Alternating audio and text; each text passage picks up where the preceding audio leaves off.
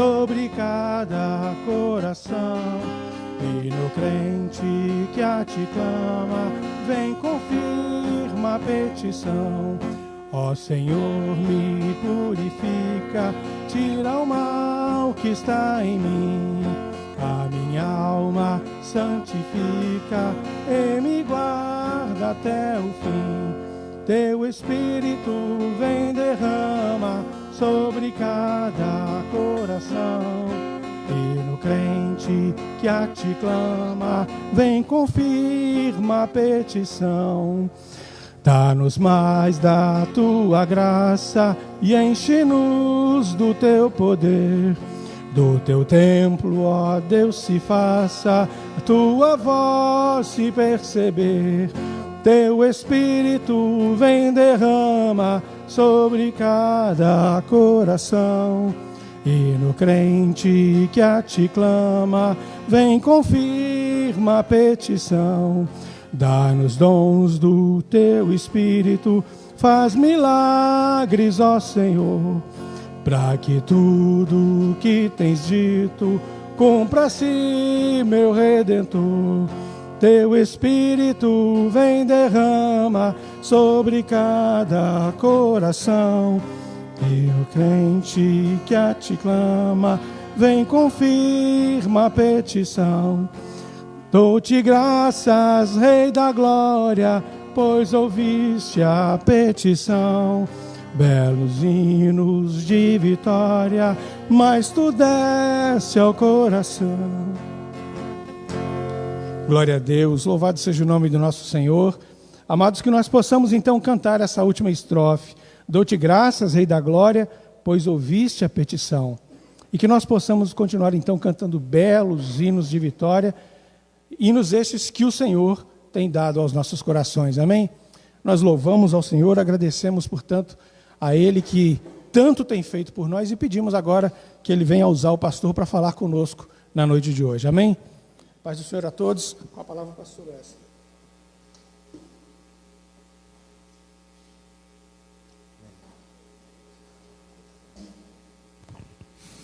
Glória a Jesus, saúde a todos com a paz do Senhor, aos nossos irmãos que estão conosco nesta noite para a transmissão desta live, bem como aos nossos irmãos que nos acompanham em seus lares.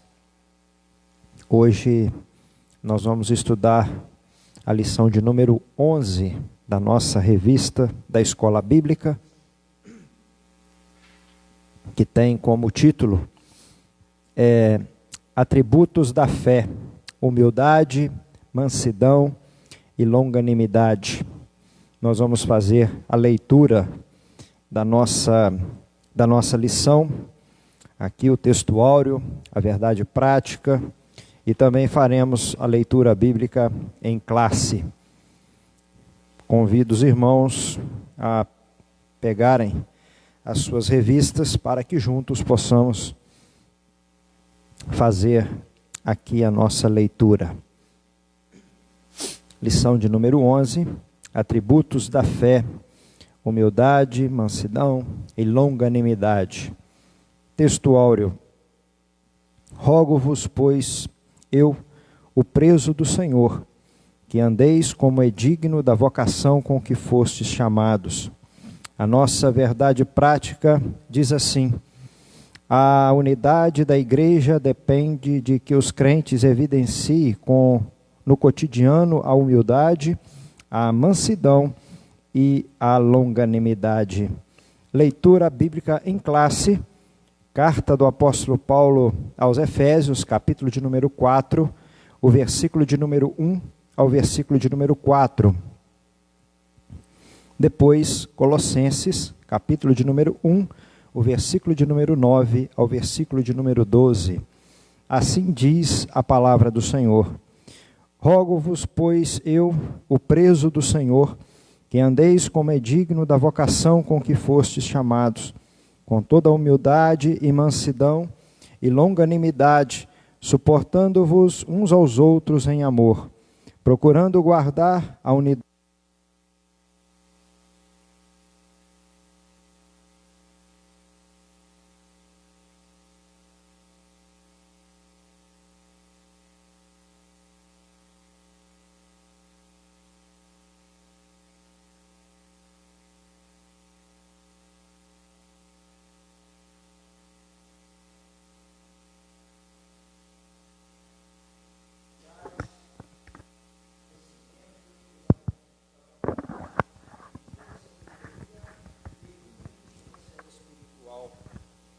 para que possais andar dignamente diante do Senhor, agradando-lhe em tudo, frutificando em toda a vossa boa obra e crescendo no conhecimento de Deus, corroborados em toda a fortaleza, segundo a força da sua glória, em toda a paciência e longanimidade com gozo, dando graças ao Pai que nos fez idôneos para participar da herança dos santos na luz. Amém? Nós vamos orar neste momento pedindo ao Senhor que venha nos dar compreensão, entendimento, iluminação da sua palavra através do seu Espírito ao nosso coração.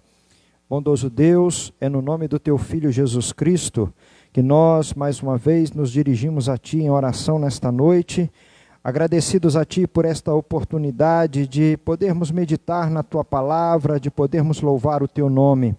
Agradecidos a ti por nossa vida, por nossa salvação em Cristo, por todas as bênçãos que o Senhor tem nos concedido. Pai amado, queremos nesta hora te pedirmos que, em nome do Senhor Jesus Cristo, Senhor, tu possas nos dar compreensão, entendimento da tua palavra, que o teu Espírito Santo venha nos iluminar nesta noite, de maneira tal que possamos ser edificados, consolados e exortados por tua palavra. Em nome de Jesus, nós a te oramos agradecidos. Amém e amém, Senhor. Amados, hoje nós estaremos estudando a respeito de 3 atributos que são indispensáveis à vida do cristão. São 3 atributos que, em hipótese alguma, pode nos faltar. E estes atributos, eles estão inseridos no fruto do Espírito Santo.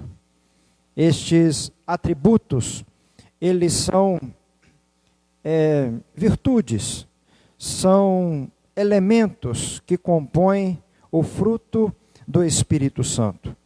E o nosso comentarista, ele separa estes 3 atributos, ele separa estas 3 virtudes para que possamos nesta noite meditarmos na palavra do Senhor e sermos edificados na palavra do Senhor. A nossa introdução, o comentarista, ele assim diz: após concluir a oração intercessória em favor da igreja e, ao mesmo tempo, estimular os cristãos a viverem para a glória de Deus, o apóstolo passa a enfatizar a necessidade da unidade dos crentes. Assim, nesta lição, estudaremos as virtudes fundamentais, humildade, mansidão e longanimidade, que levam a igreja a viver uma perfeita unidade conforme a palavra de Deus. Amados, aqui, como bem disse o nosso comentarista, no capítulo anterior, inclusive na própria lição anterior que nós estudamos, a última lição, ela tratava justamente da oração intercessória que o apóstolo Paulo, ele fez pela igreja de Corinto, pela igreja de Éfeso. E após fazer esta oração, ele agora começa a falar com os crentes de Éfeso, ele começa a falar com a igreja de Éfeso sobre a necessidade de uma vida em comunhão com Deus, e esta vida em comunhão com Deus, naturalmente ela traria reflexos na comunhão da igreja, na comunhão que um irmão deveria ter com o outro.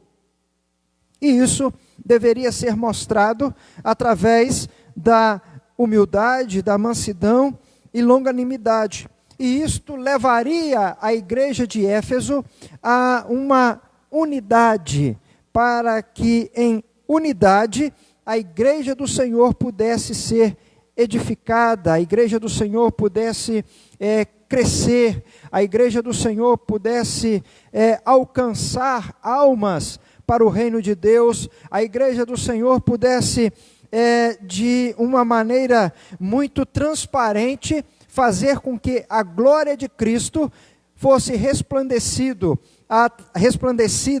através da igreja. E o nosso primeiro tópico, ele fala exatamente sobre isto. Para haver unidade, é preciso humildade. Bom, para falarmos de unidade, é necessário nós compreendermos o que o apóstolo, ele estava falando à igreja de Éfeso e naturalmente falando conosco também. Às vezes, quando nós falamos de unidade, nós imaginamos um grupo de pessoas que pensam da mesma forma. Um grupo de pessoas que têm a mesma opinião.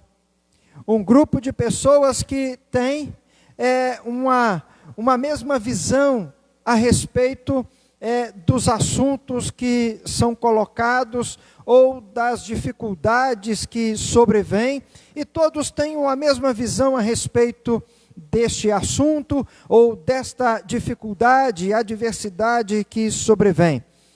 E nós precisamos entender a igreja do Senhor como uma igreja onde as pessoas, elas são diferentes. Cada um de nós fomos criados em uma família, dentro de uma visão, dentro de uma cultura que se faz diferente. Uns nasceram em um lar cristão e foram criados e educados segundo os princípios cristãos. Outros nasceram em um lar que, embora seja chamado de um lar cristão, mas por não vivenciarem a palavra de Deus, o verdadeiro cristianismo, esta pessoa, então, ela cresceu, se desenvolveu com uma visão um pouco diferente daquele que foi criado aos pés do Senhor, que foi educado segundo a palavra de Deus. Temos aqueles que foram criados em uma família e que muitas das vezes era uma família de ateus, e por não crerem em Deus, por não participarem de uma vida, como se diz, religiosa, ativa, esta pessoa então, ela vem para a casa do Senhor, ela se converte ao Evangelho do Senhor Jesus Cristo, mas ela foi criada e educada com uma visão totalmente diferente. Uns cristãos verdadeiros, outros apenas com o nome de cristão, outros nem cristãos eram. Uns criados em uma família que era muito numerosa, outros em uma família muito pequena, cada um criado de uma maneira. E agora nós nos convertemos, aceitamos pela fé a salvação que nos é oferecida gratuitamente por Cristo Jesus, o nosso Senhor, o nosso Salvador, e estamos todos no mesmo lugar. Então, naturalmente, cada um de nós temos opiniões diferentes, temos pensamentos diferentes. E precisamos, como aqui diz, que então para haver unidade é necessário que haja humildade. E esta humildade que é necessária, ela é transmitida a nós pelo Espírito Santo de Deus. Porque nenhum de nós somos humildes o suficiente para promovermos a unidade. Embora ter um pensamento diferente, embora ter uma visão diferente, mas abrirmos mão daquela visão, daquele pensamento, por um objetivo comum, por algo comum. Somente aqueles que são humildes são capazes de fazer isso. E somente aqueles que são movidos pelo Espírito é que podem assim fazer. Unidade não é igualdade. São pessoas diferentes, com raciocínios, entendimento, pensamento, criação, tudo diferente, mas que abrem mão de tudo para que algo seja feito e aquilo promova o bem comum daqueles que fazem parte do corpo de Cristo. Eu costumo dizer que a unidade, nós podemos assemelhar a unidade como uma unidade de transmissão de um veículo, uma caixa de marcha de um veículo. Ela tem engrenagens diferentes, ela tem peças que são totalmente opostas uma às outras. Nós temos lá uma engrenagem que é para o veículo andar pesado ou subir um morro. Nós temos lá engrenagens que é para o veículo desenvolver uma velocidade maior quando este veículo está em uma pista, em uma estrada, em uma viagem. E todas estas têm a sua importância. Tem a engrenagem que ela faz com que o carro ande de marcha ré.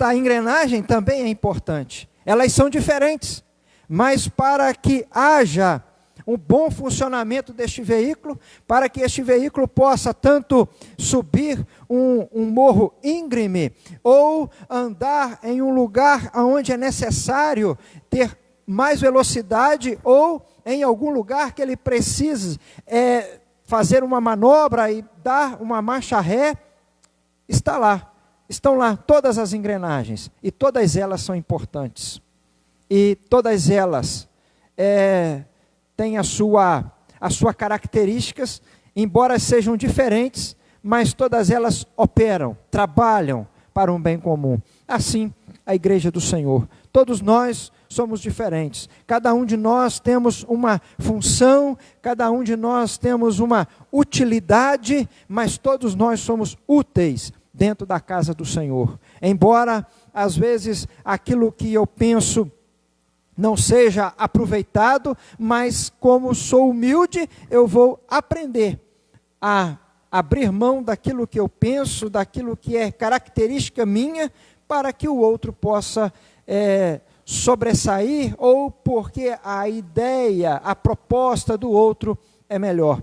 E assim a igreja do Senhor, ela vai vivendo a cada dia. Portanto, é necessário que tenha unidade na igreja do Senhor. Igualdade é impossível, mas a unidade, ela é possível. E para que haja unidade, então é necessário que se tenha humildade. A humildade é uma virtude imprescindível para o fortalecimento da comunhão cristã. Espera-se que os crentes sejam humildes, não somente diante de Deus, mas também entre eles. E aqui nós poderíamos dizer, se eu não sou humilde, se nós não somos humildes entre nós, também não somos humildes diante de Deus. Não há esta possibilidade. O modo digno do viver cristão. A conduta geral do crente é o destaque desta seção da carta. O apelo apostólico é para que os crentes andem de modo digno da vocação.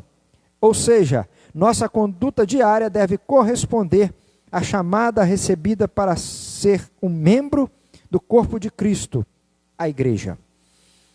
O subtópico de número 2 do primeiro tópico vai falar a respeito da humildade em si.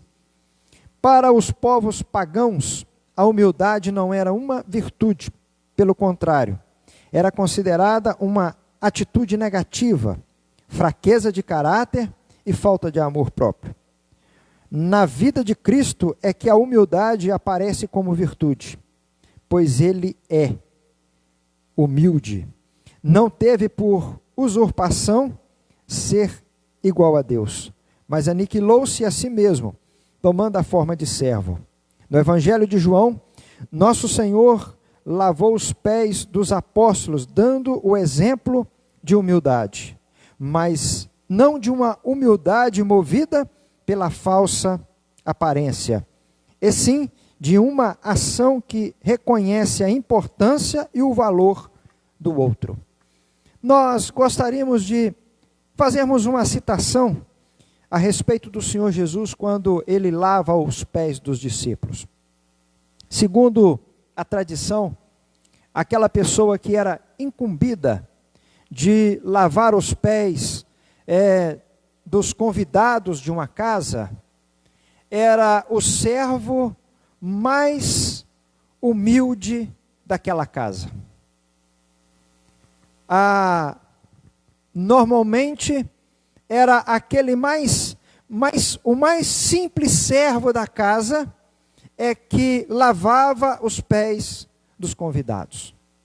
E Jesus, quando da celebração da última Páscoa e instituindo a ceia do Senhor, diz a palavra do Senhor que quando os discípulos se reúnem, e o Senhor Jesus também, nenhum dos discípulos pegou a toalha, nenhum dos discípulos pegou uma vasilha com água para lavar os pés do Senhor Jesus, e nem para lavar os pés dos outros discípulos.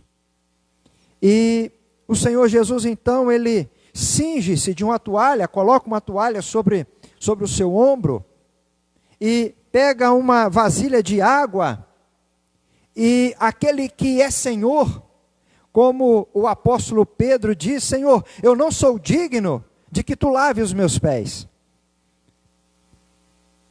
Mas aquele que era Senhor, ele manifestou a sua humildade. Ele pegou uma vasilha com água, pegou a toalha e lavou os pés de todos os discípulos, mostrando que o Senhor, o Rei dos Reis, o Senhor dos Senhores, é um homem simples e humilde. É aquele que sabe que o seu lugar é estar sentado no trono. Ele sabe disso. Mas ele não se valeu disto para não lavar os pés dos discípulos. Eu acredito que os discípulos devem ter se sentido constrangidos, porque o mestre, o Senhor, fez aquilo que o mais humilde servo de uma casa é quem fazia. Isto é ser humilde. Isto é manifestar a sua humildade, demonstrar a sua humildade. E Jesus fez isto não movido por uma falsa aparência, mas ele fez isso porque ele mesmo diz na sua palavra que ele veio não para ser servido, mas ele veio para servir. Eu e você, como servos do Senhor, eu e você, como crentes no Senhor Jesus Cristo, eu e você, como membros do corpo de Cristo, nós precisamos ter esta compreensão, este entendimento. Nós não estamos na igreja, nós não fazemos parte de um grupo de pessoas que formam a igreja do Senhor em um determinado lugar, em uma determinada localidade, para nós sermos servidos de alguém. Mas nós estamos na casa do Senhor, nós nos reunimos na presença do Senhor para nós servirmos. Por isso, a unidade, para haver unidade é preciso ter humildade. Cada um de nós temos que ter o sentimento, o desejo de servirmos e não de sermos servidos. Isto é humildade. Nós gostaríamos de ler Mateus capítulo de número 23, o versículo de número 28.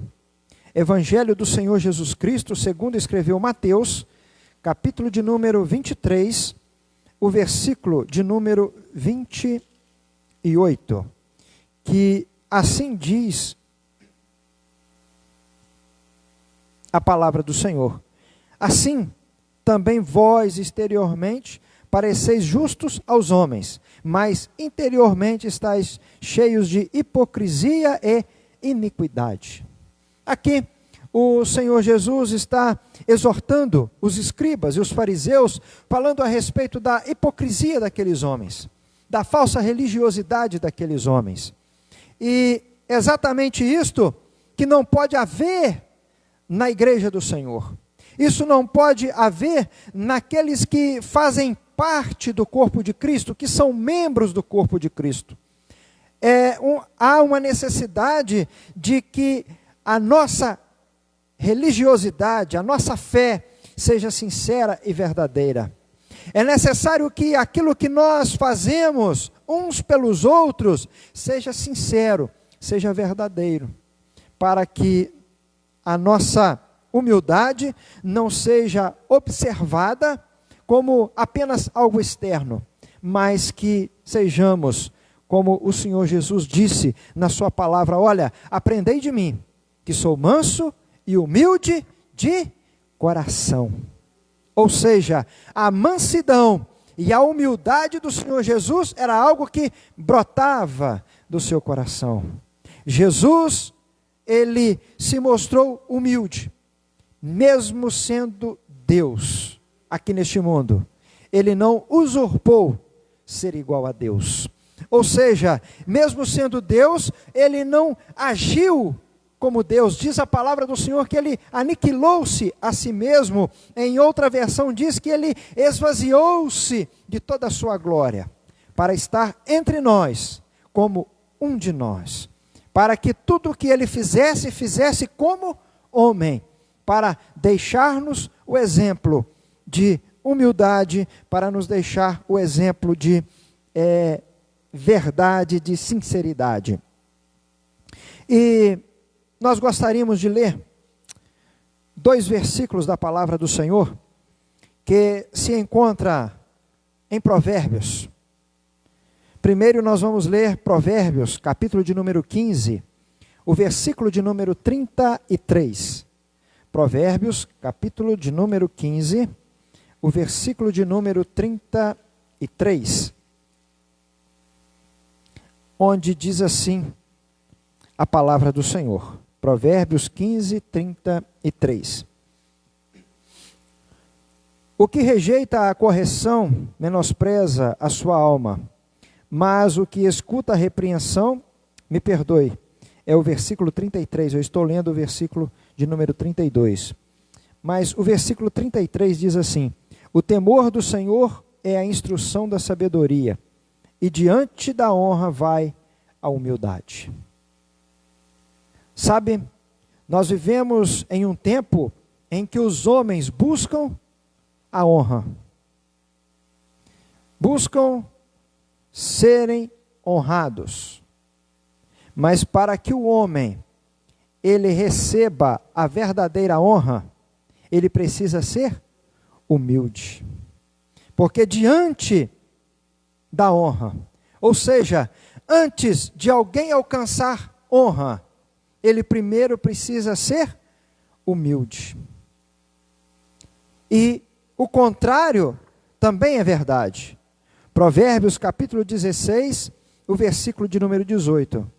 A soberba precede a ruína, e a altivez do espírito precede a queda.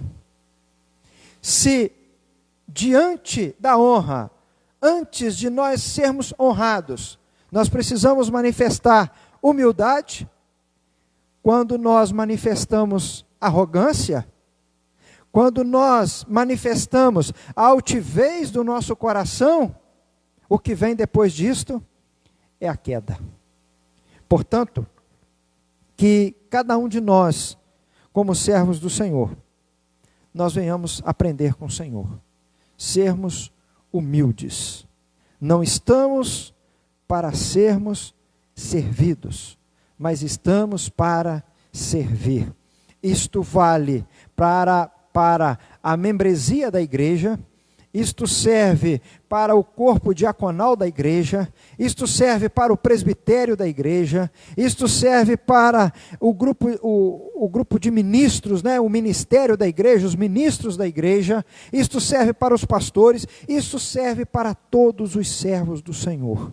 Nós não estamos para sermos servidos, mas estamos para servirmos. Se nós fizermos isso, haverá unidade na igreja, porque eu quero servir ao meu irmão, e o meu irmão, ele também quer me servir. Então, quando isto acontece, há comunhão, há união, há unidade, e é o poder de Deus, a glória de Deus se manifesta, o nome do Senhor é glorificado, e a igreja do Senhor, ela cresce a cada dia. A igreja do Senhor, ela é vista por aqueles que estão do lado de fora da igreja, aqueles que não pertencem à igreja. Eles começam então a observar, começam a ver que há uma unidade na igreja. Todos trabalham com o mesmo objetivo, todos trabalham por um bem comum dos santos, da igreja do Senhor Jesus. O tópico de número 2 diz assim, é o tema, do tópico de número 2, o título: para haver unidade é preciso mansidão. Aqui, mais uma virtude que se faz necessário na vida cristã. A virtude da mansidão produz crentes capacitados a bem gerir os conflitos, promovendo paz e conciliação na igreja local. A mansidão é um estado que deriva da humildade. O termo indica moderação nas ações, bom trato para com o semelhante e ausência de precipitação. A expressão retrata o caráter de Cristo, conforme o Senhor mesmo disse: aprendei de mim, que sou manso e humilde de coração. Amados, às vezes nós olhamos para alguém e julgamos uma pessoa muito humilde ou uma pessoa muito mansa, às vezes pela sua aparência. E às vezes esta mesma pessoa que você olha para ela e ela tem uma aparência simples, uma aparência de humildade, uma aparência de mansidão, como bem disse aqui o comentarista, que a mansidão ela se deriva da humildade. E você olha para alguém e às vezes acha que essa pessoa é uma pessoa tão mansa, uma pessoa tão humilde, mas quando você começa a conversar com ela, aí ela diz assim para você: olha, eu sou uma pessoa muito boa, eu sou uma pessoa muito mansa, só não pode pisar no meu calo.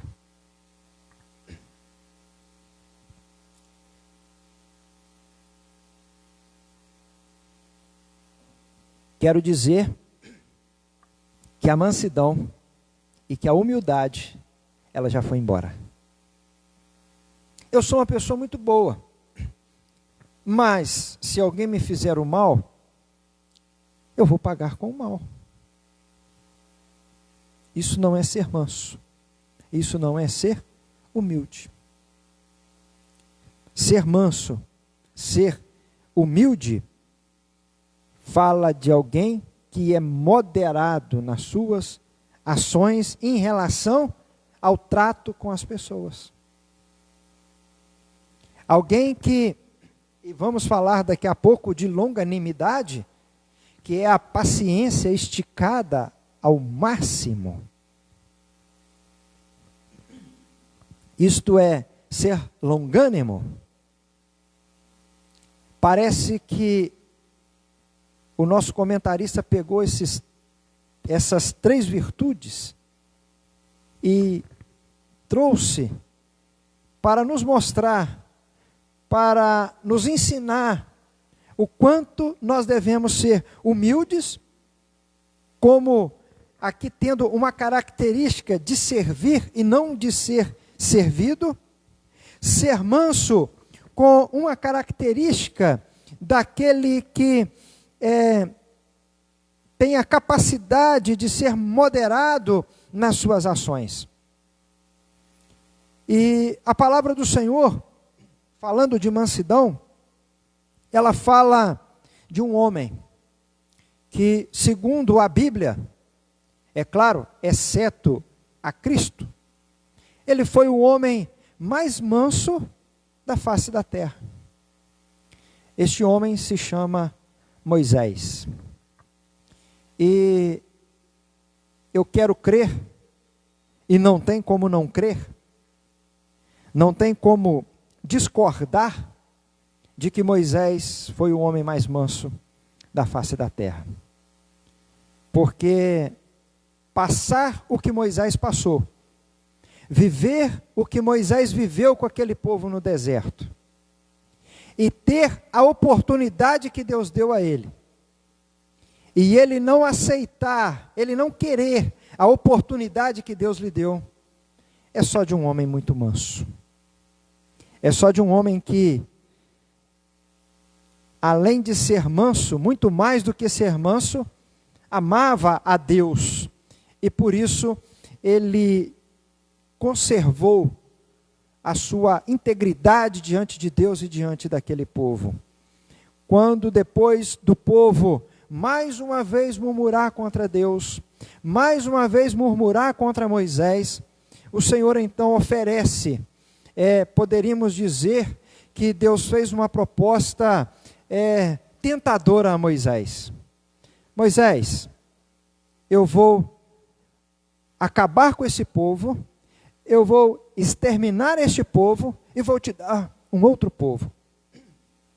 Um povo muito mais numeroso, muito mais obediente, um povo muito mais fácil de ser dirigido, de ser coordenado. E Moisés então olha e diz: Senhor, não podes fazer isso, porque o que as outras nações dirão? O que os outros povos dirão? Que o Senhor os tirou da terra do Egito, mas não foi poderoso para colocar na terra que o Senhor prometeu. Amados, como eu disse, Moisés era um homem que amava Deus, porque ele não queria ver o nome de Deus blasfemado, mas também ele amava aquele povo.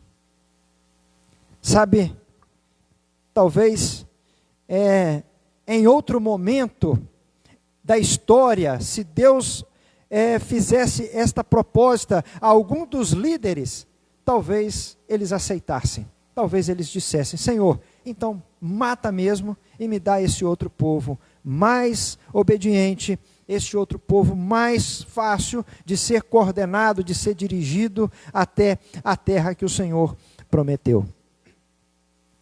Mas também vemos uma atitude de Moisés, que é uma característica daquele que também é manso. Quando ele desce do monte com as tábuas da lei, e o povo havia se corrompido, e diz a palavra do Senhor que o homem mais manso da terra, ele pega as tábuas da lei que foram escritas por Deus, aquelas duas pedras que continham a lei do Senhor, os mandamentos do Senhor para o seu povo, e pega aquelas duas pedras, aquelas duas partes que continham a lei do Senhor, e joga naquele bezerro de ouro, né? Aquela figura que foi feita de fundição e que foi chamada de um bezerro, considerado ali um bezerro de ouro construído no deserto, e então ele destrói as duas tábuas da lei naquele bezerro. Eu também devo dizer que ser manso é aquele que zela e vela pela retidão, por aquilo que é justo. Nós vivemos em um tempo em que quando alguém se manifesta e se opõe àquilo que é injusto, àquilo que é contrário à lei, àquilo que é contrário à justiça, quando ele se manifesta, as pessoas começam a taxá-lo de alguém que não tem capacidade de administrar problemas, como alguém que não está capacitado para determinada função. Mas não, alguém que é manso, não quer dizer que ele nunca vai irar-se, de forma alguma. Só que no momento em que ele irá, ele vai irar com justiça. Ele vai agir com justiça. Porque senão, né, nós temos a concepção, não, a pessoa é muito mansa, a pessoa é muito dócil, e ela aceita com que as coisas erradas aconteçam. É por isso que nós temos vivido um tempo tão difícil na nossa sociedade, nós temos vivido um tempo tão difícil no nosso país e pelo mundo afora, por todas as nações, um tempo em que não se pode proibir, em que não se pode fazer com que as leis sejam cumpridas, porque se assim fizer, as pessoas começam a destratar e a considerar como aquele que está querendo que algo seja certo, como aquilo que seja correto, seja desconsiderado. Não podemos observar isto como um defeito, mas nós temos que ver isso como uma virtude. Aquele que é manso, ele procura a pacificação, ele procura fazer com que todas as coisas sejam resolvidas da melhor maneira possível, ele tem moderação nas suas ações, mas também ele é veemente quando precisa ser veemente. Numa linguagem, ele também age de forma bruta para combater aquilo que também é bruto. Ele usa uma força proporcional para poder fazer com que aquilo seja destruído. Fico pensando, quando Jesus disse, aprendei de mim, que sou manso e humilde de coração. E Jesus, ele chega lá no templo, em Jerusalém, e estão lá os homens negociando, estão lá os homens vendendo animais, estão lá os homens fazendo uma bagunça dentro do templo. E se Jesus então disse que ele é manso e humilde de coração, podemos imaginar então que Jesus entra no templo, né? Meus filhinhos, meus queridos, a casa do Pai é um lugar de oração, não é um lugar de se vender, de se negociar, não é um lugar de se olhar de outra maneira, senão um lugar santo, um lugar sagrado, ou seja, um lugar separado para oração, para louvor, para adoração, um lugar de comunhão com o Pai. Podemos imaginar Jesus, então, sendo manso e humilde, entrando desta forma. Mas o mesmo Jesus que disse, aprendei de mim, que sou manso e humilde de coração, é o mesmo Jesus que entrou no templo, aonde os homens estavam negociando, aonde os homens estavam fazendo completamente contrário àquilo que se deveria fazer no templo. Jesus chega com um chicote na mão. Mas o chicote de Jesus não era de enfeite. Ele usou o chicote. Jesus expulsa aqueles homens. Mas não como eu dizia há pouco, a figura, né? Oh, meu filho, né? Não faça isso, vamos lá para fora. Não. Jesus deu chicotada. Jesus pegou e jogou aquelas mesas tudo para fora, jogou aquilo e falou, não, a casa do meu pai é chamado casa de oração, mas vai ser transformado ela num covil de ladrões, salteadores, mercadantes, negociadores da fé. Me perdoe, mas acho que Jesus está precisando de usar o chicote de novo.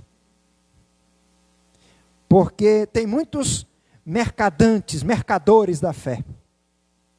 Porque tem muitos que estão fazendo da fé um meio de negócio. Se vende isto, se vende aquilo.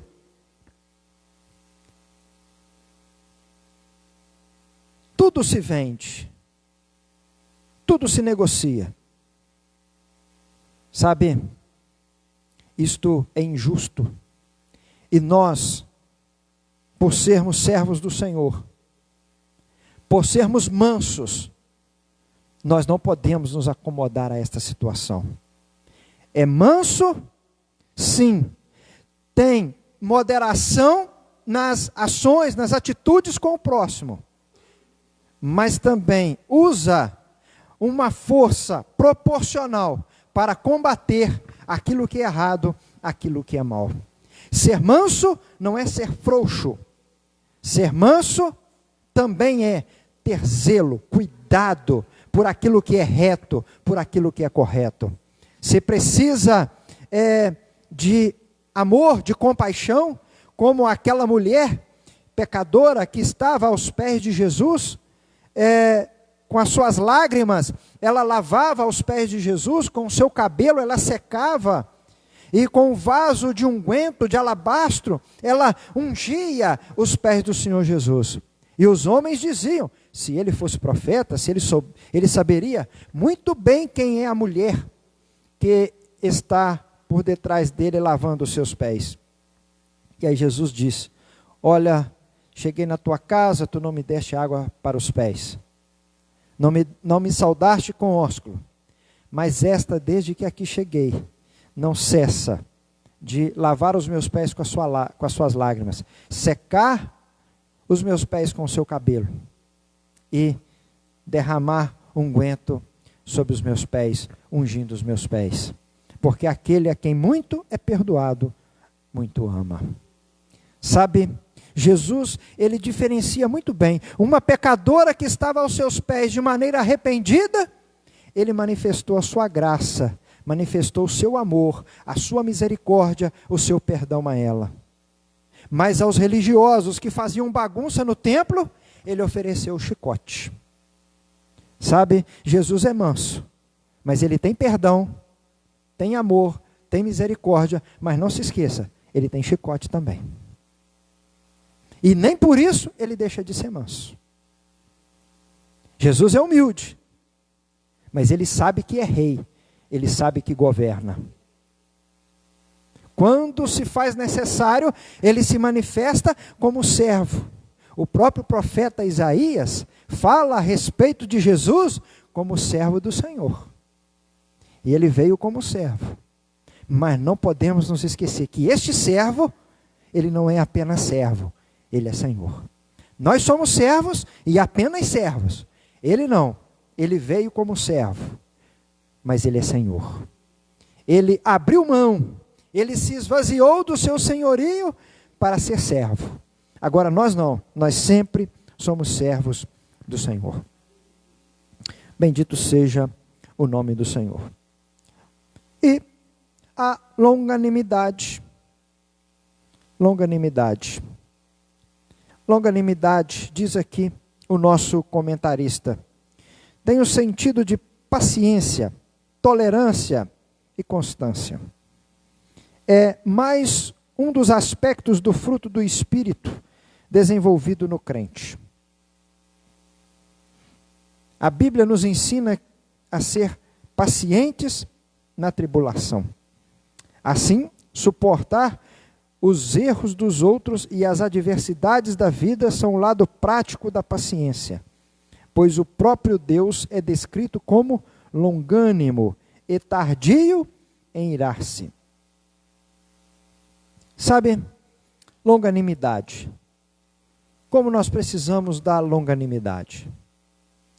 Nós, seres humanos, nós temos uma característica muito peculiar, muito particular a nós, que é a seguinte: nós sempre queremos que o outro, ele seja paciente, ele seja longânimo diante das nossas fraquezas, diante daquilo que nós fazemos com as pessoas, diante das nossas práticas, diante dos nossos erros. Nós sempre queremos que os outros sejam pacientes, longânimos para conosco. Mas quando alguém erra com a gente, a nossa longanimidade, ela acaba. quando alguém comete um pequeno deslize contra nós, a nossa longanimidade, ela acaba. Poderíamos falar de uma forma simplificada que a longanimidade é a paciência de suportar as falhas alheias. É difícil suportar as falhas alheias, mas nós precisamos entender uma coisa: do mesmo jeito que é difícil nós suportarmos as falhas de outro, esta outra pessoa também suporta as nossas falhas. Eu sempre costumo dizer que a pessoa que é muito acelerada, ela tem dificuldade em tolerar aquele que é lento para fazer as coisas. E de fato é difícil, porque você já está chegando quase que no final da caminhada e o outro está pensando ainda se vai iniciar a caminhada. É difícil suportar isto, confesso, é difícil. Mas nós também temos que nos colocar no lugar do outro, porque é difícil também para aquele que é lento suportar a pressa, a velocidade do outro. Então a longanimidade é justamente isto, é a capacidade que nós temos de suportar aquilo que é diferente no outro. Um é lento, o outro é rápido. Um pensa e raciocina de uma maneira muito rápida.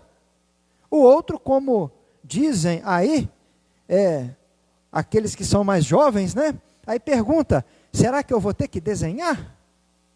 Não é verdade? Pois é.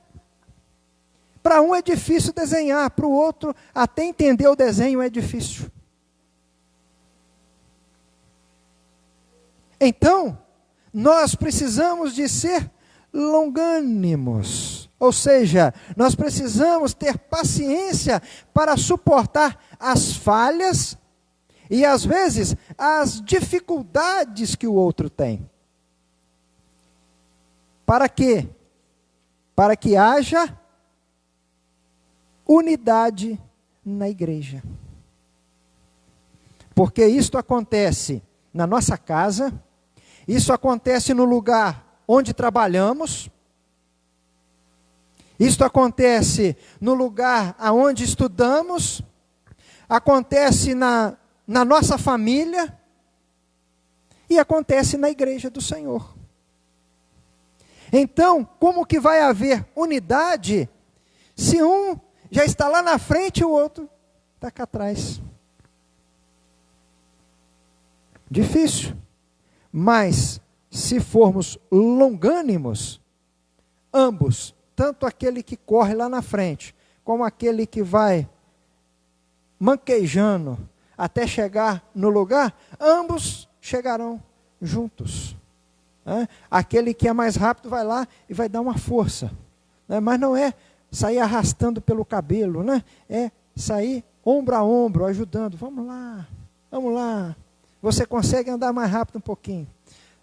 Se tiver com muita pressa, pega dois apressados e carrega nas costas aquele que é lentinho. Mas chega lá, haverá unidade. Ou seja, não é porque alguém é lento que tem que ser ficado para trás. Não é porque alguém é rápido que deve ser também desconsiderado. É a longanimidade, a capacidade de suportar essas diferenças. Não é somente as falhas, mas às vezes as diferenças. Nós temos 4 tipos de temperamentos. Um é Pedro, que qualquer coisa passa a mão na espada e corta a orelha. O outro é mais calmo, mais tranquilo, mais lentinho. Mas ambos são ovelhas do Senhor Jesus. Ambos fazem parte do mesmo corpo, ambos vão morar no mesmo céu, ambos custaram o mesmo preço, que é o do Senhor, é o sangue do Senhor Jesus. Então, nós precisamos de ser longânimos uns para com os outros. E no terceiro subtópico, do terceiro tópico, vai falar a respeito de algo também importante, que seria necessário, né, podemos assim dizer, que houvesse também uma lição falando sobre isso, ou que fosse um dos tópicos principais da lição, falando a respeito de perdão e amor. Sabe, nós gostamos de ser perdoados, mas precisamos também, antes de gostarmos de sermos perdoados, nós precisamos gostar de perdoar. A palavra do Senhor no Sermão do Monte, o capítulo de número 6, o Senhor Jesus, ele falando a respeito, ensinando os discípulos a orar, ele ensina a oração, conhecida como a oração do Pai Nosso. E a oração do Pai Nosso, ela diz: perdoa as minhas ofensas, minhas dívidas, os meus pecados, assim como eu tenho perdoado aqueles que me têm ofendido, que têm praticado o mal contra mim, eu já os tenho perdoado. E mais um pouquinho adiante, o Senhor Jesus diz: porque se vós não perdoardes aos homens as suas ofensas, também o vosso Pai Celestial não vos perdoará a vós. Sabe, nós vivemos num mundo em que amor e perdão são duas coisas que não andam juntas. São duas coisas desprezadas pela nossa sociedade. As pessoas amam muito a si mesmo, querem muito o seu próprio bem. E quando se fala em perdoar, às vezes a pessoa diz: eu não sou Deus para perdoar. Mas o Senhor, ele nos ensina que nós devemos perdoar uns aos outros, assim como ele também nos perdoou. E que existe uma condição para nós termos o perdão de Deus. É primeiro perdoarmos o nosso irmão. Primeiro perdoarmos o nosso próximo. E se eu perguntasse nessa noite aos irmãos que participam aqui conosco, se perguntasse a você que nos assiste, se você precisa do perdão do Senhor, eu tenho certeza que você diria: eu preciso do perdão do Senhor. Então, para você receber o perdão do Senhor, você precisa perdoar o seu próximo. Olha, mas o que ele fez para mim é imperdoável. Eu também quero te dizer, o que nós fizemos para Deus também é imperdoável. E para nos perdoar, ele mostrou o seu amor tão grande, que ele deu o seu Filho Jesus Cristo para morrer na cruz do Calvário, para de graça nos oferecer o perdão. Não foi de graça para ele custou um alto preço, mas para nós, de graça. Para nós, pela graça, porque tudo é pela graça. Nós não merecemos nada. Portanto, ame o teu irmão, ame o teu próximo, ainda que ele não mereça, ame-o, porque nós também não merecemos ser amados por Deus. E ele demonstrou o seu amor para conosco. Ele nos amou antes de nós demonstrarmos qualquer atitude de amor para com ele. Diz a Bíblia que ele nos amou e manifestou o seu amor por nós quando nós éramos ainda inimigos. Ou seja, quando nós estávamos do lado oposto dele, quando nós dávamos de ombro para ele, quando nós ignorávamos a sua existência, ele manifestou o seu amor por nós. Nem por ser ignorado por nós, ele deixou de nos amar. Então, ainda que alguém te ignore, ame-o. Ainda que alguém peque contra você, perdoe-o. Depois, leia o capítulo 6 de Mateus, a oração do Pai Nosso, e os versículos seguintes. E está lá, muito claro, o Sermão da Montanha. Daqui a uns dias, nós vamos falar sobre isto, né? Às sextas-feiras, nós temos aqui estudado sobre o Sermão do Monte. Já tivemos 2 estudos sobre o Sermão do Monte, onde falamos das bem-aventuranças, numa sexta-feira, e na outra sexta-feira nós falamos a respeito do servo do Senhor como sal da terra e luz do mundo. Então, assim que nós terminarmos o capítulo de número 5, nós vamos continuar no capítulo de número 6, e logo na primeira parte do capítulo de número 6, nós vamos falar a respeito disso. Mas leia lá e veja o quanto nós precisamos perdoar o nosso irmão, o nosso próximo. Pois se assim não perdoarmos, não receberemos o perdão do Senhor.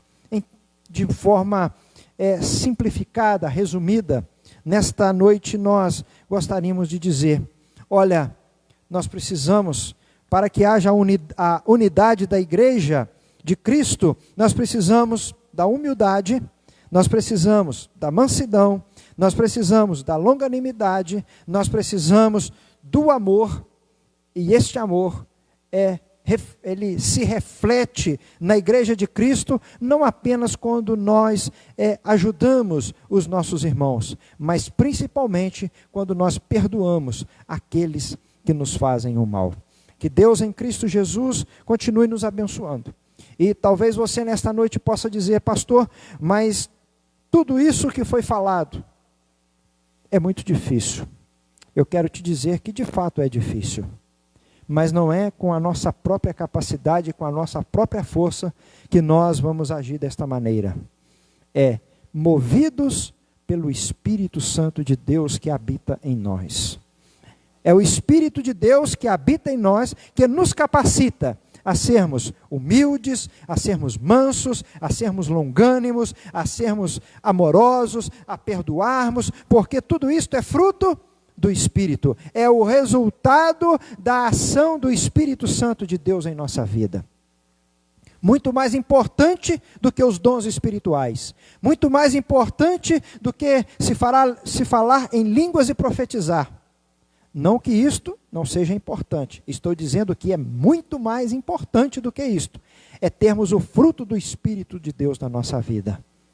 Porque a Bíblia diz, o apóstolo Paulo escrevendo aos Gálatas, no capítulo 5, lá no finalzinho, lá pelo versículo 22, 23, ele diz assim, logo após falar a respeito das 9 virtudes do fruto do Espírito, ele diz assim, contra estas coisas não há lei.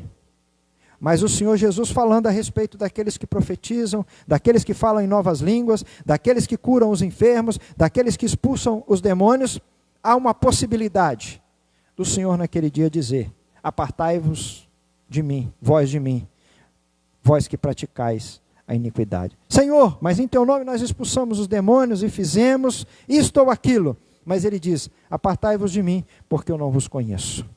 Então, muito mais importante do que os dons do Espírito, é o fruto do Espírito. Porque o dom do Espírito de Deus na minha vida e na sua vida, só será verdadeiro, só trará proveito verdadeiramente, se antes nós tivermos o fruto do Espírito na nossa vida. Que Deus em Cristo continue nos abençoando, e que o Espírito de Deus avive a nossa alma, o nosso coração, de maneira tal que estas virtudes, elas possam ser vistas em nossas vidas. Oremos em nome de Jesus. Bondoso Deus, te louvamos nesta noite agradecidos por na tua casa podermos nos reunir e os nossos irmãos que nos acompanham através das mídias sociais, unidos em um só propósito de adorarmos o teu nome, de glorificarmos o Senhor, de prestarmos a nossa adoração a ti. Também de aprendermos com a tua palavra. Queremos nesta noite, ó Deus, te louvar e queremos te pedir que esta palavra possa ficar gravada no nosso coração. Senhor, que o Teu Espírito Santo venha nos conduzir a uma vida de humildade, uma vida de mansidão, uma vida de longanimidade, uma vida de amor, uma vida de perdão. Para que isto sendo visto em nós, possa ser, através disto, ser promovido na igreja uma unidade tal, onde o Teu Espírito possa operar de maneira gloriosa e maravilhosa, salvando, curando, batizando com o Teu Espírito, libertando vidas, fazendo com que a Tua bênção seja plena e manifesta no meio do Teu povo. Pai amado, agora queremos Te pedir, abençoe os Teus filhos, as Tuas filhas, aqueles que têm passado por momentos difíceis, de dificuldade, de necessidade, que haja a Tua bênção, o suprimento do Senhor, o cuidado do Senhor sobre a vida de cada um, juntamente com a sua família. Seja o Senhor o provedor e o cuidador de cada lar, de cada família, é o que nós Te pedimos para a glória do Teu nome, em nome de Jesus. Amém e amém, Senhor. A graça de nosso Senhor e Salvador Jesus Cristo, o grande amor de Deus, nosso Pai, a comunhão e as consolações do Espírito Santo, seja com todos, hoje e para sempre. Amém. Deus vos abençoe em Cristo Jesus.